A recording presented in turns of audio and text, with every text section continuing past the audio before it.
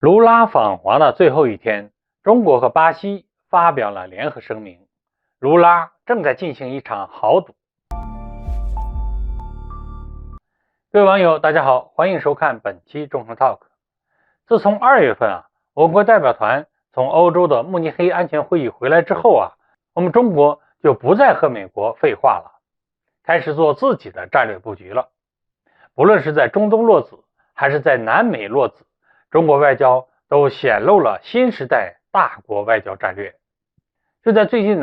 巴西总统来华访问的最后一天，中巴双方宣布了49条联合声明，这已经预示着美国霸权正在世界的两端受到冲击。直观来说相比于上一份中国和巴西的联合声明，也就是2019年博索纳罗和中国的12条联合声明来看，我国这一次直接拿出了49条声明的阵仗，表明了我们对卢拉的态度和友好。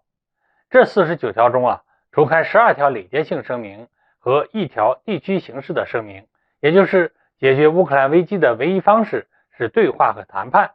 剩下的几十条声明全部都是中巴之间的各类合作，从文化、旅游到商贸、产业、科技等等。有些网友挺关心的有没有足球领域的，放心，还真没有。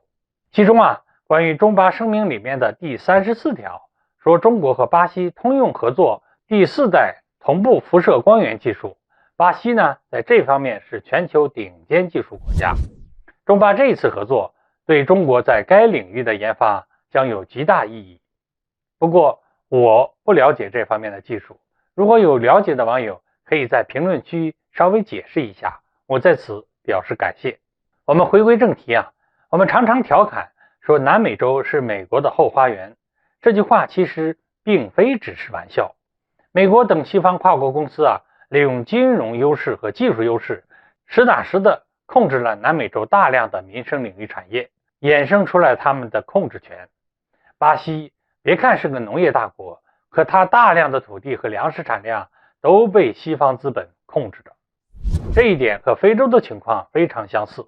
利用土地兼并，逐渐用粮食来控制一个国家，你不听话就得饿死人。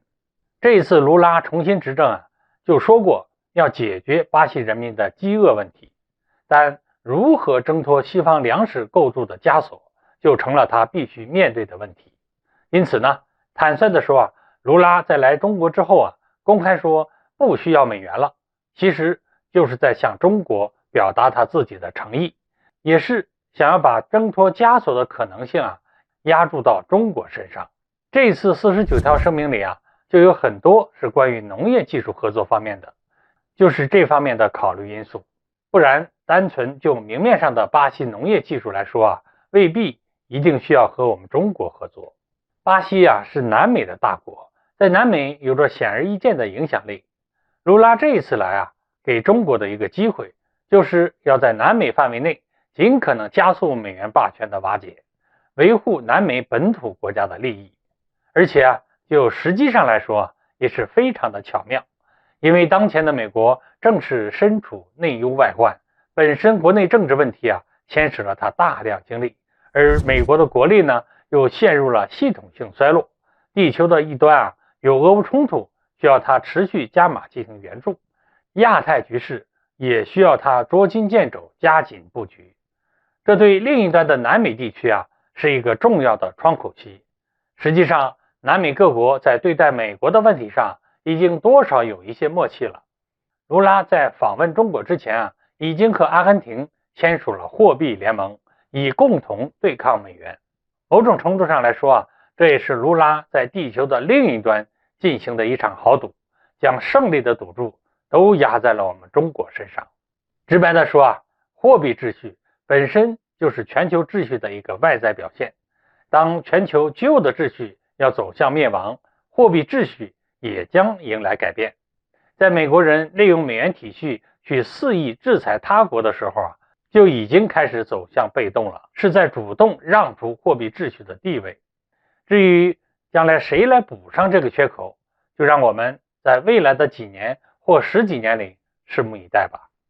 好，各位网友，今天的话题我们就聊到这儿，欢迎各位留言评论，我们下期再见。